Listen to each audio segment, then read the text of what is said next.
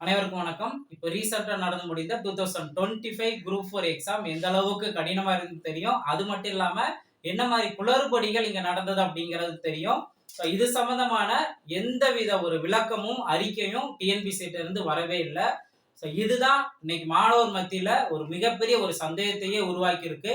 அப்போ TNPSC group 4 முறையா நடத்தப்படல அப்படிங்கிறது அவங்களோட மௌனமே சம்மதத்துக்கு அறிகுறி அப்படிங்கிற மாதிரி தான் இன்னைக்கு இருக்கு. இதுக்கு ஒரே தீர்வு குரூப் 4 ரீ எக்ஸாம். குரூப் 4 மறுதேர்வு இங்க முறையா நடைபெறணும். பாடத்திட்டத்தின் அடிப்படையில் இருந்தாலும் அது எஸ்எஸ்எல்சி தரத்தின் அடிப்படையில கேள்விகள் அமையணும்.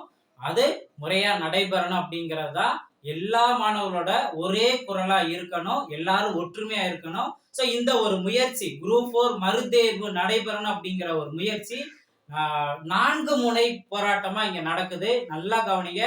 இது யாரும் தனித்தனி விஷயம் கிடையாது. இப்போ நம்மளோட கையில 5 விரல்கள் வேற வேற இருந்தாலும் 5 விரலும் சேர்ந்து ஒரே ஒரு வேலையை தான் செய்ய முடியும். அதே போலதான் இங்க பல்வேறு முயற்சிகள் இருந்தாலும் எல்லாரோட ஒரே ஒரு நோக்கம் குரூப் 4 முறையா நடைபெறல, அதுக்கு ரீ எக்ஸாம் வேணும் அப்படிங்கிறது தான். இப்போ ஃபர்ஸ்ட் ஆக்சுவலா போராட்டம் அப்படிங்கிற ஒரு முயற்சி இருந்தது.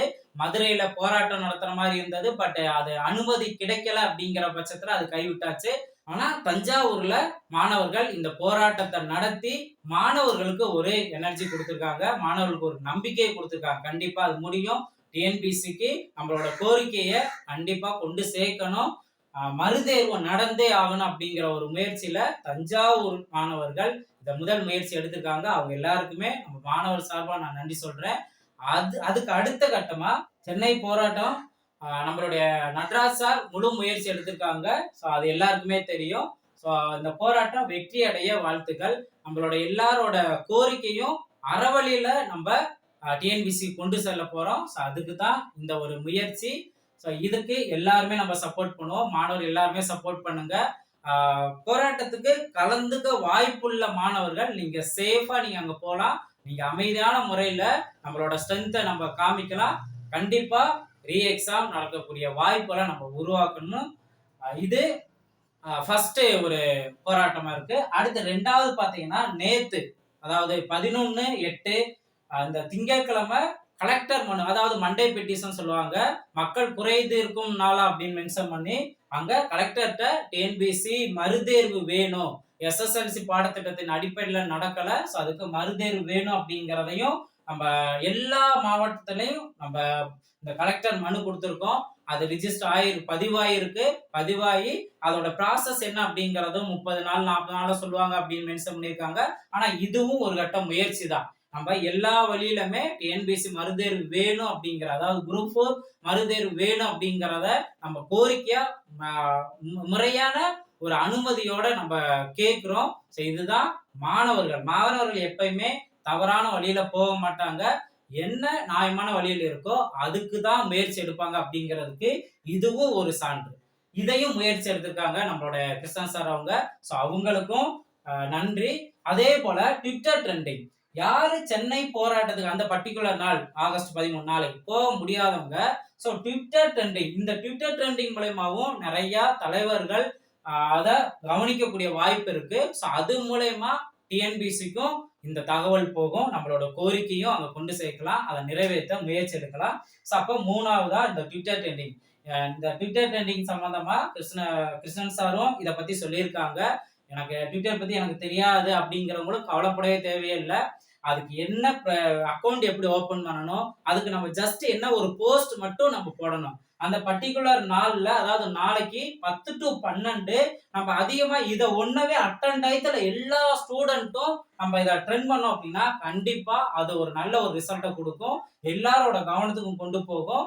கண்டிப்பா ரீ எக்ஸாம் நடக்கும். ஸோ இந்ததும் நல்ல ஒரு முயற்சி. இந்த முயற்சி எடுத்த எல்லாருக்குமே நன்றி. கிருஷ்ணன் சாருக்கும் நன்றி. அதுக்கு முன்னாடியே பாத்தீங்க அப்படின்னா சார் நம்மளுடைய டாப் தென்காசி ஆகாஷ் சார் 2 லட்சம் கையெழுத்து அப்படிங்கிறதையும் அந்த ஒரு போராட்டத்தையுமே கொண்டு வந்திருக்காங்க. டிஎன்பிசி சீர்திருத்த கோரிக்கைகள் அப்படிங்கிறதையும் மென்ஷன் பண்ணியிருக்காங்க. இது சம்பந்தமா நான் தனியா ஒரு வீடியோ நான் கொடுக்குறேன். அப்ப என்னன்னா ஒவ்வொரு விதங்கள்ல இங்க முயற்சி எடுத்திருந்தாலும் எல்லாரோட முக்கியமான ஒரு கருத்து என்ன, குரூப் 4 எக்ஸாமுக்கு மறுதேர்வு வேணும் அப்படிங்கறதான். ஸோ இது எல்லாருமே சப்போர்ட் பண்ணணும். அவங்கவங்க தனித்தனி விஷயம் கிடையாது. அவங்கவங்க தனி சொந்த பிரச்சனைக்காக யாரும் இங்க போராடல. எல்லா எல்லா மாணவர்களுக்காகவும் தான் போராடுறாங்க. மாணவர்கள் என்ன அப்படின்னா, ஒரு சில பேரு இதுல நம்பிக்கை வச்சிருக்காங்க. ஒரு சில பேர் வந்து இத முயற்சி பண்ணி வேஸ்ட்டுங்க சார் அப்படின்னு சொல்றாங்க. ஆக்சுவலா அது கிடையாது.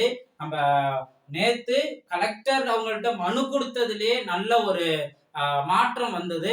அத ஏத்துக்கிட்டாங்க. அத புரிஞ்சுக்கிட்டாங்க. ஓகேப்பா நாங்க எங்க எங்க கலெக்டர் வந்து அவங்க என்ன பண்ணுவாங்க, டிஎன்பிஎஸ்சி கிட்ட ஃபார்வர்ட் பண்ணுவாங்க. இதுதான் பண்ணுவாங்க அப்படின்னு சொன்னாங்க. அதுதானே நம்மளுக்கு தேவ. நம்ப இப்போ மாணவர்களா நேரடியா நம்ம கேட்டிருக்கோம். மெயில் மூலியமா கேட்டிருக்கோம். பட் எந்தவித பதில் அறிக்கையுமே இல்ல. அப்போ என்ன பண்றோம்? நம்ம கலெக்டர் மூலியமா அதுக்கு மனுங்கிறத நம்ம குடுக்குறோம். இதுவும் ஒரு பதிவு செய்யப்பட்ட ஒரு முயற்சி தான். இதை நம்பிக்கையா நீங்க முயற்சி பண்ணணும். அதே போல தான் ட்விட்டர் ட்ரெண்டிங்.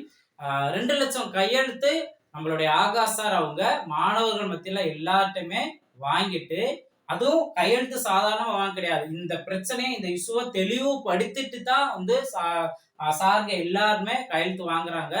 நானுமே இதுக்கு நான் கையெழுத்து போடுறேன் அப்படின்னா, என்ட்டமே கையெழுத்து அப்படிங்கிற வெறுமனே இல்லாம, தெளிவா என்னென்ன விஷயங்கள் சார் பண்றாங்க, கையெழுத்து போடுறவங்க இந்த பிரச்சனைய பத்தி புரிஞ்சுக்கிட்டாங்களா இல்லையா அப்படிங்கிறத தெரிஞ்சுக்கிட்டு தான் சார்ங்களே வந்து கையெழுத்து வாங்குறாங்க. அதே போல இந்த விஷயம் கேள்விப்பட்டும் நெறைய ஸ்டூடண்ட் வந்துமே சைன் போட்டிருக்காங்க. இந்த இதையும் சப்போர்ட் பண்ண எல்லா மாணவர்களுக்குமே நான் நன்றி சொல்லிக்கிறேன். நம்மளுடைய முக்கியமான கோரிக்கைகள் எல்லாம் கண்டிப்பா இந்த ஆகஸ்ட் 13ஆம் தேதி நடைபெறும். அதாவது நாளைக்கு நடைபெறுங்கிற நம்பிக்கையில இருக்கோம். தொடர்ந்து நீங்க எக்ஸாம் ப்ரிப்பேர் ஆகுங்க. ஆனா முறையா நடக்கணும். அதுதான் நம்மளோட முக்கியமான ஒரு கோரிக்கையா இருக்கு. நல்லா இது இது மாணவர்கள் எல்லாருமே இதுக்கு நீங்க சப்போர்ட் பண்ணணும். சப்போர்ட் பண்ணுவீங்க. Thank you.